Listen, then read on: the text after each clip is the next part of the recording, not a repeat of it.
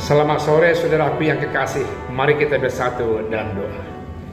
Bapa di sorga, sumber terang yang memberikan keteduhan di hati dan pikiran kami, karena Engkau menerangi hingga ke dalam kalbu kami yang terdalam, dan itulah yang memancar untuk semua kehidupan kami di tengah-tengah dunia ini.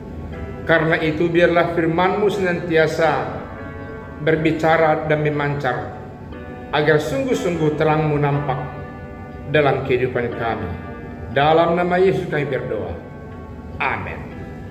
Hari ini tanggal 30 Juni, hari yang terakhir untuk bulan ini. Firman Tuhan buat kita dari Efesus 5 ayat 1 sampai ayat yang ke-5. Dikatakan firman Tuhan demikian: hidup sebagai anak-anak terang.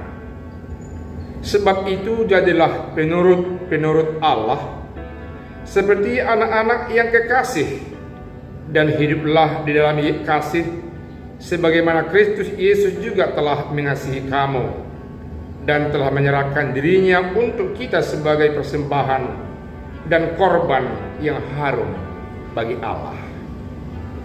Tetapi percabulan dan rupa-rupa kecemaran atau keserakahan disebut saja pun jangan di antara kamu, sebagaimana sepatutnya bagi orang-orang kudus.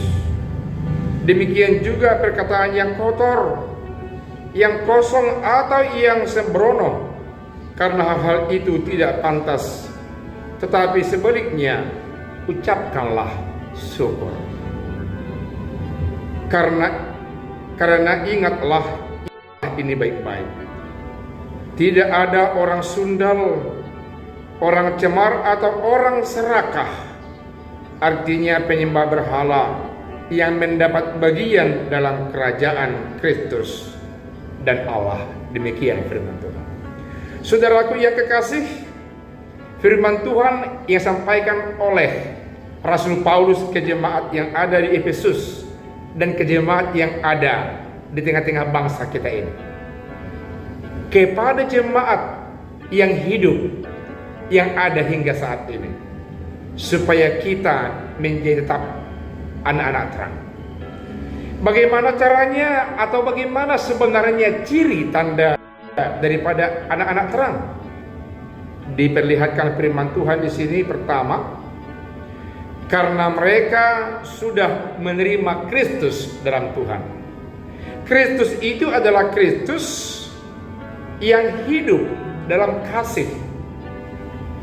Karena Yesus Kristus adalah kasih, dan Dia dalam bentuk kasihnya itu mengorbankan dirinya kepada dunia, kepada semua orang, khususnya yang percaya kepada Dia sebagai Tuhan.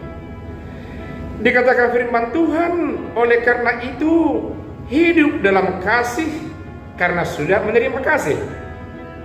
Bapak-bapak, ibu-ibu, saudara-saudaraku yang kekasih, sudah menerima kasih yang dari Tuhan, sehingga kita memperoleh napas kehidupan, memperoleh kesehatan, memperoleh kesempatan hidup, memperoleh kesempatan bekerja, memperoleh kesempatan mengabdi. Karena itu diarahkan firman Tuhan agar kita senantiasa juga mempersembahkan hidup kita itu kepada banyak orang. Dalam ayat yang ketiga sampai ayat yang keempat dikatakan firman Tuhan, pertanda dari orang yang hidup sebagai anak-anak terang itu harus kudus. Menjaga ucapan, jangan mengucapkan kata-kata kotor. Menjaga tindakan, langkah, aktivitas kehidupan supaya terhindar dari kejahatan, terhindar dari sundal, gaya hidup yang sombong, kehidupan yang dikatakan firman Tuhan dalam ayat yang keempat sampai yang kelima. Demikian juga perkataan yang kotor, yang kosong atau yang sembrono, karena hal-hal itu tidak pantas. Tetapi sebaliknya mengucapkan syukur dengan apa yang ada dalam hidup kita. Jangan selalu menuntut, jangan selalu merebut. Orang yang selalu menuntut dan bersungut-sungut adalah justru gambaran hidup orang yang tidak terang hati dan pikirannya, saudaraku yang kekasih. Berikutnya ayat yang kelima dikatakan oleh firman Tuhan bahwasanya orang yang berbicara kotor, orang yang tindak tanduknya sundal, yang selalu cenderung memberikan hidupnya ini menduakan Allah, mereka tidak memperoleh kesempatan hidup di dalam kerajaan Allah. Saudaraku yang kekasih, bukankah secara iman bahwa hidup kita ini bertujuan ke tempat yang kekal, kerajaan sorga yang sudah menyediakan segalanya buat kita semuanya? Jawabannya ya, itu yang kurindukan, itu yang bapak-bapak ibu rindukan dalam kehidupan kita ini. Karena kita adalah warga kerajaan sorga yang ditempatkan di tengah-tengah dunia dan rindu untuk masuk ke Yerusalem yang baru. Dan orang yang berbicara kotor, bertindak tanduk kotor, tidak diperkenankan masuk dalam pintu kerajaan sorga.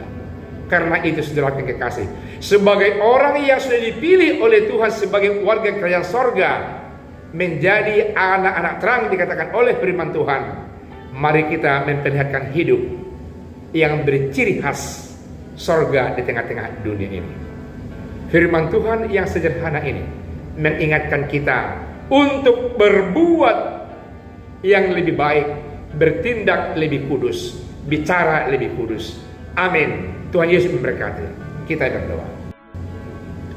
Terima kasih atas firman Tuhan yang senantiasa bergema dalam kehidupan kami, agar kami menjaga tindak tanduk kami, agar kami menjaga pembicaraan kami, agar kami kudus, lebih asing dan lain daripada orang-orang di dunia ini, karena kami lebih baik menjadi contoh yang memberikan citra kerajaan Allah, anak Allah, penghuni kerajaan sorga.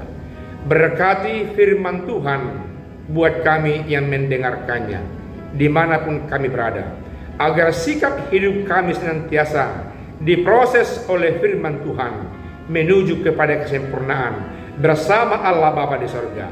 Dalam nama Yesus kami telah berdoa. Amin.